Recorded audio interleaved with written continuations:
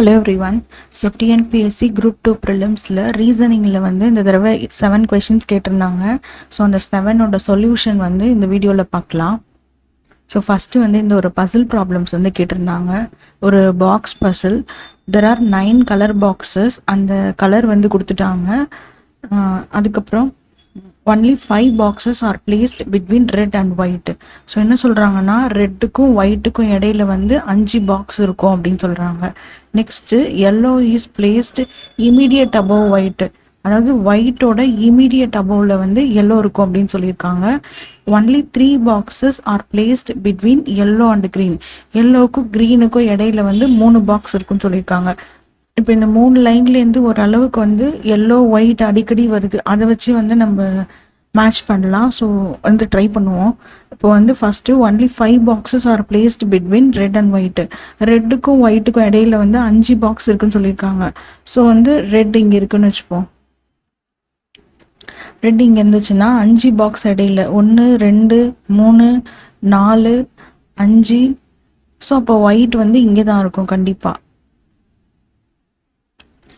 இதுவே வந்து ஒயிட் இப்போ மேலே இருக்குன்னு வச்சுக்கோங்க, நமக்கு ஷியோராக தெரியாது ரெட் ஒயிட் வந்து கீழே தான் இருக்கும்னு. ஒயிட் இப்போ மேலே இருக்குன்னா அதே மாதிரி 5 பாக்ஸ் வந்து இடைவெளி இருக்குது, நடுவில் ரெட் இருக்குது அதுக்கு கீழே. ஸோ இது ஒரு பாசிபிலிட்டி, இது ஒரு பாசிபிலிட்டி, 2 பாசிபிலிட்டி இருக்குது நமக்கு. நெக்ஸ்ட் என்ன சொல்லியிருக்காங்க, yellow is placed immediate above white. ஒயிட்டோட இமீடியட் அபவ்ல வந்து yellow இருக்குன்னு சொல்லியிருக்காங்க. அப்போ ஒயிட் இங்கே இருக்கா, அப்போ yellow எங்கே இருக்கும், இங்கே இருக்கும் மேலே, இந்த பாசிபிலிட்டியில். ஸோ ஒயிட் வந்து இப்போ இங்கே இருக்குது, அப்போ yellow எங்கே இருக்கும், இதுக்கும் மேலே வந்து yellow இருக்கும். நெக்ஸ்ட் லைன் பாருங்க, only 3 boxes R placed between yellow and green. yellowவுக்கும் க்ரீனுக்கும் இடையில வந்து 3 பாக்ஸ் இருக்குன்றாங்க. இப்போ yellow இங்கே இருக்குது, அப்போ க்ரீன் எங்கே இருக்கும், 3 பாக்ஸ் இடையில இருக்குது, 1 2 3. ஸோ க்ரீன் வந்து இங்கே இருக்கும், இங்கே இருக்கலாம் க்ரீனு.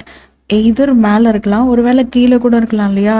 இங்கே 1 1 2 3, இங்கே கூட க்ரீன் இருக்கலாம். ஸோ இங்கே க்ரீன் வச்சோன்னு பார்த்தீங்கன்னா 10 பாக்ஸ் கணக்கு வருது இந்த ரெட்லேருந்து எடுக்கும்போது. மொத்தமே வந்து 9 பாக்ஸ்ன்னு சொல்லியிருக்காங்க. அப்போ கண்டிப்பாக வந்து க்ரீன் வந்து இந்த இடத்துல வராது, க்ரீன் வந்து மேலே தான் வரும். ஸோ வந்து இந்த பாசிபிலிட்டியில் க்ரீன் இங்கே தான் வரும். சேம் அதே தான். இப்போ yellow இங்கே இருக்குது அப்படின்னா 3 பாக்ஸ் தள்ளி க்ரீன் இருக்குது, அப்போ 3 தள்ளி க்ரீன் வந்து இங்கே இருக்கணும்.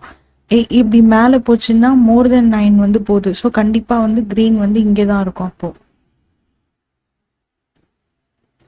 நெக்ஸ்ட் என்ன சொல்லியிருக்காங்க, as many boxes placed between red and green as between black and yellow. அதாவது ரெட்டுக்கும் க்ரீனுக்கும் இடையில எவ்வளோ பாக்ஸ் இருக்கோ அதே தான் பிளாக்குக்கும் yellowக்கும் இடையில இருக்குன்றாங்க. ஸோ இதில் பாருங்கள், ரெட்டுக்கும் க்ரீனுக்கும் எதுவுமே இடையில இல்லை. அப்போது yellowக்கும் பிளாக்குக்கும் இடையில எதுவும் இருக்கக்கூடாது. ஆல்ரெடி இங்கே ஒயிட் இருக்குது, அப்போது yellow பக்கத்தில் தான் நம்ம வந்து பிளாக்கை போடணும். அப்போ தான் வந்து ரெண்டுத்துக்கும் இடையில எதுவும் இருக்காது. சேம் இங்கே வந்து ரெட்டுக்கும் க்ரீனுக்கும் இடையில 2 பாக்ஸ் இருக்குது. அப்போது yellowவுக்கும் பிளாக்குக்கும் இடையில 2 பாக்ஸ் இருக்கணும். அதே தான், yellow இங்கே இருக்குது, அப்போ வந்து பிளாக் இங்கே தான் இருக்கும். ஒருவேளை 2 பாக்ஸ் தள்ளி இப்படி பிளாக் போட்டோம்னா மோர் தென் 9 போகும். ஸோ அப்படி வராது. இந்த இடத்துல தான் பிளாக் வந்து பிளேஸ் ஆகிற மாதிரி இருக்கும். நெக்ஸ்ட் லைன் பாருங்கள், blue is placed below black but not at bottom. அதாவது பாட்டம் கடைசி பாட்டம் மோஸ்ட் வந்து இருக்கக்கூடாதுன்னு சொல்லிட்டாங்க ப்ளூ. ஆனால் பிளாக்குக்கு கீழே தான் ப்ளூ இருக்குன்றாங்க. பிளாக் இங்கே இருக்குது, அப்போ வந்து ப்ளூ அதுக்கு கீழே தான் எங்கேயோ இருக்கும். ஆனால் பாட்டமில் வந்து இருக்கக்கூடாதுன்னு சொல்லிட்டாங்க. அப்போ கண்டிப்பாக ப்ளூக்கு கீழே ஏதோ ஒன்று இருக்குது. இப்போ எண்ணி பாருங்கள், 9 இருக்கான்னு. 5 5 4 9. அப்போ வந்து இதுதான் ஒரு பாசிபிலிட்டி. இங்கே வந்து ஏதோ இருக்குன்னு அர்த்தம். இதில் அந்த மாதிரி தான், பிளாக் இங்கே இருக்குது, ஆல்ரெடி வந்து 8 பிளேஸ் பண்ணியாச்சு, 4 4 8. இன்னொன்று இதர் இங்கே வரலாம், இல்லைன்னா இங்கே வரலாம். பிளாக் இங்கே இருக்குது, அப்போ ப்ளூ கண்டிப்பாக இங்கேயோ இல்லை இங்கேயோ தான் இருக்கும். ஒன்று இங்கே இருக்கும் ப்ளூ, இல்லைன்னா இங்கே இருக்கும் ப்ளூ. எங்கே இருக்குன்னு நமக்கு தெரியாது. கண்டிப்பாக வந்து இங்கே வர முடியாது, இங்கே வந்து கண்டிப்பாக வர முடியாது பாட்டமில். இந்த இடத்துல தான் வரணும். ஸோ இந்த பாசிபிலிட்டியில் நம்மளால இப்போ பிளேஸ் பண்ண முடியாது. நெக்ஸ்ட் லைன் பார்ப்போம். மோர் தென் 4 boxes are placed between yellow and blue. அதாவது எல்லோவுக்கும் ப்ளூக்கும் இடையில வந்து மோர் தென் 4ன்னு சொல்லியிருக்காங்க. மோர் தென் 4னா 4க்கு அதிகமாக தான் இருக்கணும். அப்போனா 5 இருக்கலாம், 6 இருக்கலாம், 7 இருக்கலாம்.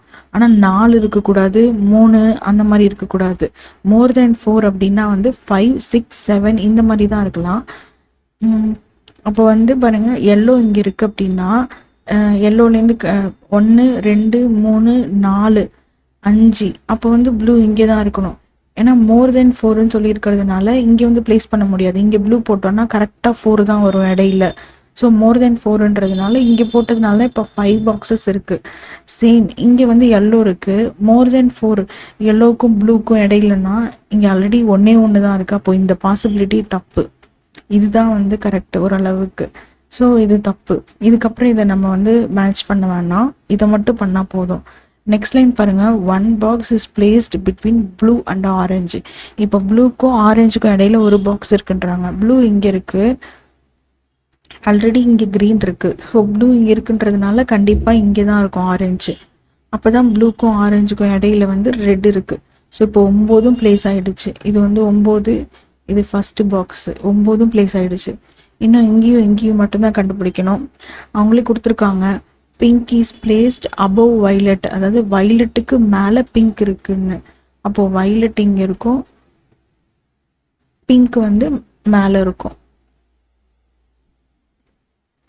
ஸோ இந்த பாக்ஸ் பசில் பொறுத்தளவு நம்பர்ஸ் வந்து நம்ம கீழே இருந்து தான் போனோம். ஏன்னா ஃபஸ்ட்டு பாக்ஸ் வந்து இப்படி இருக்கும், அதுக்கும் மேலே தான் அடுத்த பாக்ஸ் வைப்போம், அதுக்கும் மேலே தான் அடுத்த பாக்ஸ் வைப்போம். அப்போ ஃபஸ்ட்டு பாக்ஸ் வந்து இதுதான் 1, 2, 3. இப்போ மேலே தான் வந்து 9th பாக்ஸ் இருக்கும். இங்கே கொஷினில் வந்து நம்பர் வச்சு எதுவுமே கேட்கல. சம்டைம்ஸ் வந்து 7th பாக்ஸ் வந்து என்ன கலரு அப்படின்னு கேட்டாங்கன்னா நம்ம மேலேருந்து எழுதிட்டு வரக்கூடாது, கீழே இருக்கிறது தான் ஃபஸ்ட்டு பாக்ஸு. அதுலேருந்து பார்த்து தான் 7th பாக்ஸ் வந்து என்னென்னு எழுதணும். இங்கே கொஷின் என்ன கேட்டிருக்காங்கன்னா, immediate above and immediate below black. black-ஓட immediate above என்ன இருக்குது, immediate below என்ன இருக்குன்னு கேட்குறாங்க. ஸோ black-ஓட immediate above pink இருக்குது, immediate below வந்து green இருக்குது. ஸோ ஆப்ஷன் ஏ தான் வந்து இதுக்கு கரெக்டான ஆன்சர். இந்த சம் கேட்டிருந்தாங்க, அதாவது ரேங்கிங் சம்மு. ரவி வந்து 9th ரேங்க் வாங்கியிருக்கான். டோட்டல் வந்து 45 ஸ்டூடெண்ட்ஸு. ராஜ் அதே வந்து 18 students below Raj rank wise. அதாவது ராஜ் 18th ரேங்க் இல்லை, ராஜுக்கு கீழே வந்து 18 பேர் இருக்காங்கன்னு அர்த்தம். இப்போ ஃபர்ஸ்ட் ரேங்க் இங்கன்னா ரவி வந்து 9th ரேங்க் வாங்கியிருக்கான். ராஜ் என்ன சொல்கிறாங்கன்னா 18 பேர் ராஜுக்கு கீழே இருக்காங்க அப்படின்னு. அப்போ வந்து ராஜ் கீழே இருந்து 19வது ரேங்க்கு. அதாவது கீழே இருந்து 19, மேலே இருந்து இல்லை. 45 பேரில் கீழே இருந்து 19வது லெவலில் அவன் இருக்கான். ஸோ மேலே இருந்து ராஜ் எவ்வளோ அப்படின்றத வந்து ஃபஸ்ட்டு நம்ம கண்டுபிடிக்கணும். அதுக்கு தான் வந்து ஃபார்முலா, இந்த மாதிரி சம்ஸோட ஃபார்முலா என்னன்னா லெஃப்ட் ப்ளஸ் ரைட்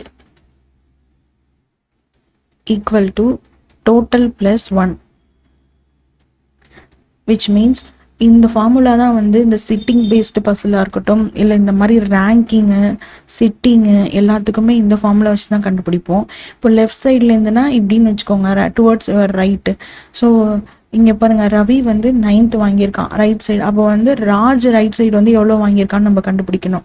அப்போ வந்து ரைட் சைடோட வேல்யூ கண்டுபிடிக்கிறதுக்காக வச்சுட்டு டோட்டல் எவ்வளோ 45 ப்ளஸ் 1 மைனஸ் எவ்வளோ வந்து லெஃப்ட் சைட்லேருந்து அவன் வாங்கியிருக்கான் 19th ரேங்க்கு. ஸோ 46 மைனஸ் 19 வந்து 27. அப்போது ராஜோட ரேங்க் என்ன அப்படின்னா 27. அப்போ ரவியோட ரேங்க் 9, ராஜோட ரேங்க் வந்து 27. இப்போ கொஷினில் என்ன கேட்டிருக்காங்க, இன் பிட்வீன் இவங்க 2 பேர்த்துக்கும் நடுவில் எவ்வளோ இருக்காங்க அப்படின்னு தான் கொஷின் கேட்டிருக்காங்க. இப்போ இன் பிட்வீன்னா இது ரெண்டுத்தையும் நம்ம மைனஸ் பண்ணணும். இப்போ 27 மைனஸ் 9 ஈக்குவல் டு 18. அப்படி 18 அப்படின்னு ஆன்சர் போடக்கூடாது. எப்போவுமே இன் பிட்வீன் அப்படின்னா கண்டுபிடிச்ச வேல்யூலேருந்து -1 அப்படின்னு வைக்கணும். அப்போனா 17. இன் பிட்வீன் அப்படின்னாலே ஆன்சர் 2 வேல்யூவை மைனஸ் பண்ணிட்டு -1 போடணும். ஸோ 17 தான் வந்து இதுக்கான ஆன்சர். நெக்ஸ்ட் வந்து ஒரு ஆல்ஃபபெட் சீரீஸ் சம் கொடுத்துருக்காங்க. இது ரொம்ப ஈஸி தான். பேங்கிங்லலாம் இது ஒரு 2 லைனுக்கு கேட்பாங்க. இது ரொம்ப ஷார்ட்டாக தான் இருக்குது. என்ன சொல்லியிருக்காங்கன்னா, how many numbers are there in the series which are preceded by a vowel and succeeded by a consonant. அது ப்ரெசீடட்னா முன்னாடி, சக்சீடட்னா பின்னாடி. ஒரு நம்பருக்கு முன்னாடி வந்து வவ்வல் இருக்கணும், பின்னாடி வந்து கான்சோனன்ட் இருக்கணும். ஸோ அப்போ நம்ம என்ன பார்க்கணும், நம்பர் தான் இதில் பார்க்கணும். எங்கெங்கெல்லாம் நம்பர் இருக்குது, 1, 1க்கு முன்னாடி சிம்பிள் இருக்குது, அப்போ வராது. நெக்ஸ்ட்டு 8, 8க்கு முன்னாடி 1 இருக்குது, அப்போ வராது. நெக்ஸ்ட் நம்பர் 6 இருக்குது, 6க்கு முன்னாடி 6க்கு முன்னாடி வந்து ஐ இருக்குது, ஐ வந்து வவ்வல். 6க்கு பின்னாடி கே இருக்குது, கே வந்து கான்சனன்ட். அப்போ 1 வந்து கரெக்ட் ஆயிடுச்சு. நெக்ஸ்ட் எங்கேயுமே நம்பர் இல்லை, அப்போ ஆன்சர் வந்து 1 தான் ஆன்சர். ரீசனிங் பொறுத்தளவு வந்து கொஷின்ஸை வந்து இங்கிலீஷில் அண்டர்ஸ்டாண்ட் பண்ணி இங்கிலீஷ்லேயே ப்ராக்டிஸ் பண்ணால் தான் வந்து கரெக்டாக இருக்கும். ஏன்னா அதோட ஒரிஜினல் கொஷின்ஸ் வந்து ரீசனிங்கில் வந்து இங்கிலீஷில் தான் இருக்கும். ஸோ தமிழில் வந்து டிரான்ஸ்லேட் தான் பண்ணியிருப்பாங்க. தமிழில் டிரான்ஸ்லேட் பண்ணியிருக்கும் போது கண்டிப்பாக வந்து மிஸ்டேக் இருக்க வாய்ப்பு இருக்குது. அதனால ப்ராக்டிஸ் பண்ணும்பொழுதே வந்து ரீசனிங் மட்டும் இங்கிலீஷில் வந்து ப்ராக்டிஸ் பண்ணுறது வந்து ரொம்ப நல்ல விஷயம். ஏன்னா பசில்ஸ் எல்லாம் கண்டிப்பாக வந்து டிரான்ஸ்லேஷனில் தப்பு இருக்க நிறைய வாய்ப்பு இருக்குது. ஸோ அதனால் வந்து ரீசனிங் மட்டும் ஒரிஜினலாக இருக்கிற கொஷினை வந்து இங்கிலீஷ்லேயே சால்வ் பண்ணால் பெட்டர். ஆன்சர் வந்து அக்யூரேட்டாக நம்மளால் போட முடியும். ஸோ நெக்ஸ்ட் வந்து இந்த டைஸ் ப்ராப்ளம் கேட்டிருக்காங்க. இது ரொம்ப ஈஸி தான். 1ஓட ஆப்போசிட்டில் வந்து 4 இருக்குன்னு சொல்லிட்டாங்க, 2ஓட ஆப்போசிட்டில் வந்து 5 இருக்குன்னு சொல்லிட்டாங்க. அப்போ 3ஓட ஆப்போசிட்டில் என்ன இருக்குது, 6 இருக்குது. டைஸோட சைட்ஸ் மொத்தம் வந்து என்ன, 6 தான். இப்போ வந்து 3ஓட ஆப்போசிட்டில் கண்டிப்பாக 6 இருக்குன்னு சொல்லியிருக்காங்க. கீழே இருக்கிற ஆப்ஷனில் எது கரெக்டுன்னு கேட்குறாங்க. 3 இஸ் அட்ஜசன்ட் டு 4 and 6 கேட்குறாங்க. நமக்கு தெரியும் 3ஓட ஆப்போசிட்டில் என்ன இருக்குன்னு 6 இருக்குது. அப்போ வந்து அட்ஜசன்ட்டில் வர முடியாது. இப்போது 3 இங்கே இருக்குன்னு வச்சுக்கோங்களேன், இதோட ஆப்போசிட்னா அடிப்பக்கம் இங்கே கீழே இருக்கும் 6, அது வந்து பக்கத்தில் இருக்க முடியாது. அட்ஜசன்ட்னா இங்கே பக்கத்தில் இருக்கிறது. 3க்கு பக்கத்தில் 4 இருக்கலாம், 5 இருக்கலாம், 2 இருக்கலாம், 1 இருக்கலாம். ஆனால் 6 வந்து கீழே தான் இருக்க முடியாது ஆப்போசிட்டில். ஸோ அது அட்ஜசன்ட்டில் வந்து இருக்க முடியாது. சேம் அதே தான், 3ஓட அட்ஜசன்ட்டில் வந்து 5 and 6 இருக்கான்னு கேட்குறாங்க. 6 ஆல்ரெடி ஆப்போசிட்டில் இருக்குது, அப்போ இதுவும் தப்பு. சேம் இங்கேயும் 1ஓட அட்ஜசன்ட்டில் 4 இருக்குன்னு கேட்குறாங்க. 1ஓட ஆப்போசிட்டில் நமக்கு ஆல்ரெடி 4 இருக்குது. ஸோ கண்டிப்பாக வந்து அட்ஜசன்ட்டில் இருக்க முடியாது. 2ஓட அட்ஜசன்ட்டில் 3 and 6 இருக்கலாம் அப்படின்னு கேட்குறாங்க. கண்டிப்பாக இருக்கலாம். ஏன்னா 2ஓட ஆப்போசிட்டில் என்ன இருக்குது, 5 தான் இருக்குது. ஸோ 3 இருக்கலாம், 6 இருக்கலாம், 1 இருக்கலாம், 4 இருக்கலாம், என்ன வேணாலும் இருக்கலாம். ஆனால் 5 மட்டும்தான் வந்து 2ஓட ஆப்போசிட்டில் இருக்க முடியாது. ஸோ இதுக்கு வந்து ஆப்ஷன் சி தான் வந்து கரெக்டான ஆன்சர். ஸோ இது வந்து ஒரு சிம்பிள் ரெப்ரசன்டேஷன் கொஷின்னு. இந்த சிம்பிளோட இது வந்து ப்ளஸ், இதோட வேல்யூ வந்து மைனஸ்ன்னு சொல்லியிருக்காங்க. இது வந்து டிவிஷன், இது வந்து மல்டிப்ளிகேஷன், இது வந்து ஈக்குவல் டு. ஸோ இந்த மாதிரி சம்ஸ்லாம் கீழே இருந்து போகிறது பெட்டர். ஏன்னா கொண்டு போய் ஆப்ஷனை வந்து டி, சி இப்படி தான் வச்சுருப்பாங்க. நம்ம கீழேருந்தே போகலாம். இப்போ 2 into 5 minus 6 plus 2 equal to 6. Okay, 2 into 5 என்ன 10. 10 minus 6 plus 2 equal to 6னா 12 minus 6 வந்து 6. அப்போ கரெக்டாக, அப்போது வந்து டி தான் வந்து இதுக்கு கரெக்டான ஆன்சர். நெக்ஸ்ட் வந்து ஒரு கோடிங் சம்ஸ் தான் கேட்டிருக்காங்க. இதில் வந்து ரொம்ப ஈஸியாகவே இருக்குது. இதில் பாருங்கள், டேஞ்சருக்கு வந்து சம் கோடட் வேல்யூ கொடுத்துருக்காங்க.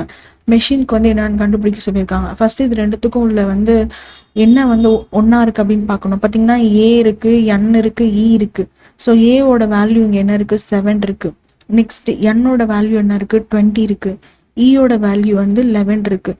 அதே இங்கே அப்படியே அப்ளை பண்ணணும். ஏ வந்து 2வது பிளேஸில் இருக்குது. அப்போது 2வது எங்கே இருக்குது, 7. எல்லாத்துலேயுமே 7 இருக்குது. என் வந்து லாஸ்ட்டுக்கும் முன்னாடி இருக்குது. என்னோட வேல்யூ என்ன, 20. எங்கே இருக்குது, இங்கே 20. இங்கே மட்டும்தான் இருக்குது 20. அப்போது இதுவும் கரெக்டாக இருக்குது. நெக்ஸ்ட்டு இ வந்து 11, ஈயோட வேல்யூ லாஸ்ட்டில் இ 11 இங்கே மட்டும்தான் இருக்குது, கரெக்டு. செகண்ட் வந்து இங்கே 7 இருக்குது. அப்போது ஆப்ஷன் டி தான் வந்து இதுக்கான கரெக்ட் ஆன்சர். ஸோ அவ்வளோதான். தேங்க்யூ.